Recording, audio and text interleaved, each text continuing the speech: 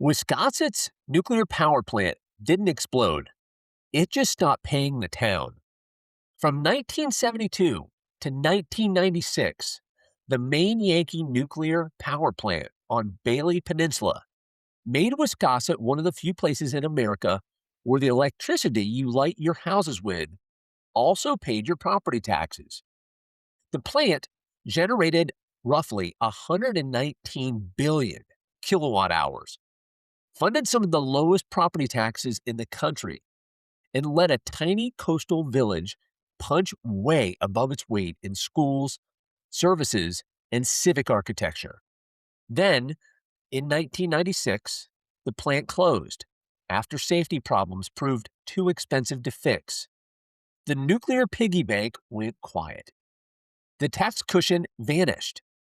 The town that had spent the 1980s and 1990s living like a small town with a Silicon Valley address suddenly had to face the math of how much it had spent during the boom. That's the contradiction at the heart of Wiscasset.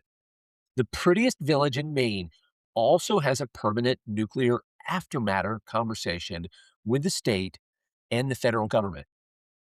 Now, if you blow past it going over the bridge into town or out of town, Wiscasset looks like a coastal New England postcard with a reputation for beauty and an appetite for Red's Eats right there on the corner. Don't blow past it. You can't miss it. There's usually a line outside. The town sits on the Sheepscot River. Its historic district lined with early 19th century houses, churches, and public buildings that earned it the name the prettiest village in Maine. Route 1 funnels tourists through to the center of town, where the massive lobster roll pilgrimage at Red's Eats turns the foot of Main Street into a standing room only spectacle. The view is tidy, friendly, and obliging. The kind of facade that hides its own backstory. The nuclear power is gone, but its absence is still written in the town's budget, its streets, and the knowledge that the waste is still here. Wiscasset sits on the west bank of the Sheepscot River, a tidal estuary that has always been about access. The town was settled in the 1660s, grew into a busy shipbuilding and trade center by the 18th century, and later became a regional seat with a working waterfront that never really got comfortable with being scenic. The same geography that made it useful for ships and timber made it attractive for a nuclear plant in the 1960s. Bailey Peninsula offered deep water access, a buffer from dense population, and a regulatory logic that said, put the reactor where the river already does the heavy lifting. The mistake is invisible until the mistaken thing turns into a golden goose. The town's location didn't just bring ships and settlers, it brought one of the largest, richest, and most controversial industries in the state, and made that industry the town's main economic engine.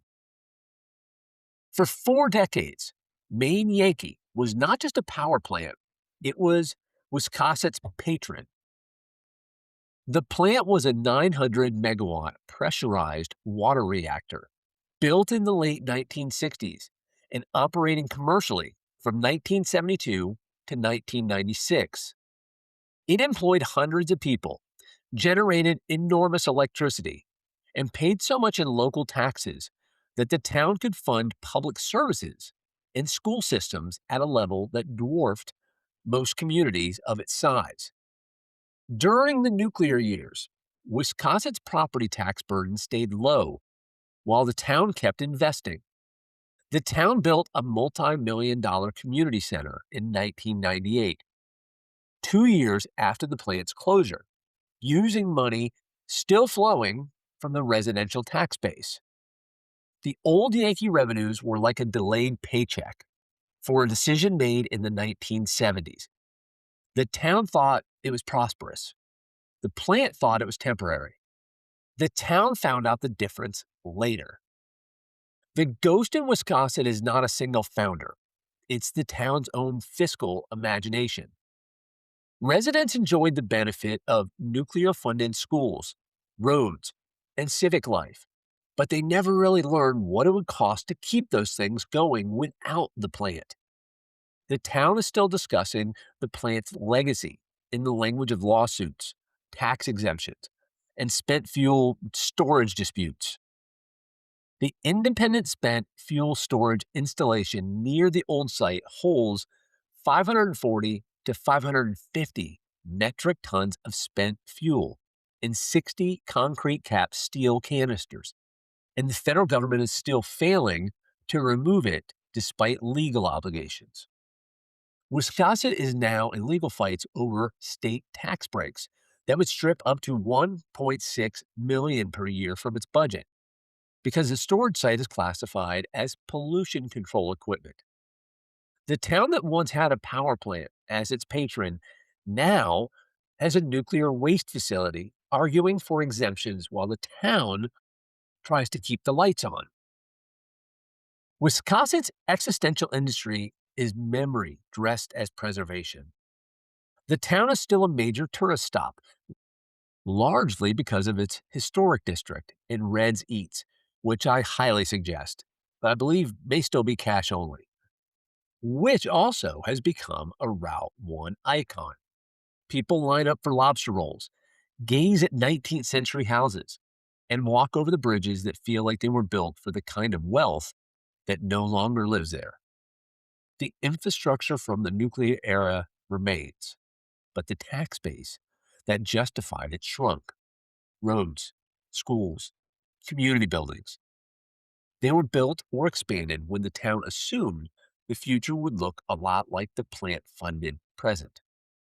Now the town must maintain all of it with a much smaller population and a much smaller revenue engine.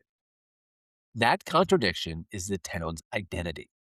Not ruined, not decadent, just oversized for its own budget. The modern ghost of Wiscasset is the difference between tax money and nuclear power. The town is still the prettiest village in Maine, but that title now shares spaces with the knowledge that it also sits on top or on near a former nuclear plant, an ongoing nuclear waste dispute, and a tax structure that still feels like a hangover from a different era. The Sheepscot River still looks beautiful. The homes still look perfect. The town still draws people past its signs. But the financial logic is different. The plant is gone. The waste is still there. The town must keep paying for the things the plant once paid for. The nuclear era left behind a landscape of civic ambition and moral compromise. And the town is still trying to figure out which part of that inheritance is worth holding on to. Wiscasset tells a very American story about the relationship between infrastructure and imagination. A town that already had a working waterfront, a historic core, and a lovely river found itself expanding its civic life during a 25-year nuclear-funded boom. The town didn't just build roads, it built expectations. The town assumed the money was permanent and then learned too late that the plant's operating life and its tax-paying life could be decoupled. The same pattern repeats in small towns nationwide. The arrival of an industry or philanthropy that allows a town to outgrow its own size, followed by a moment when the benefactor dies or leaves, and the town must reconcile its ambitions with its reality. Wiscasset is just more honest about the math because the benefactor was a nuclear reactor. So when you drive through Wiscasset now, don't just see the pretty village. See the town that once had a nuclear reactor as its patron. The town that built community centers and schools on the assumption that the money would never stop. The town that now hosts a nuclear waste facility, a tax dispute, and a tourist line for lobster rolls, all sharing the same quiet riverfront. The plant is gone. The power is still affecting the town. The waste is still there, but the town is still there. And somewhere in the middle of that, Wiscasset keeps trying to live up to a promise the electricity made a long time ago. This has been Drive-Thru Towns. I'm your host, Andrew Wilcox. A special thanks to Chloe Jones for providing our music. If you enjoyed this journey, please follow the podcast to stay updated on all our upcoming episodes. To keep the conversation going, you can connect with me on Instagram at 50 State Family. Find me on LinkedIn under Wilcox Legal, or reach out directly via email at wilcoxlegal@gmail.com. Thanks for tuning in, and I'll see you on the next road.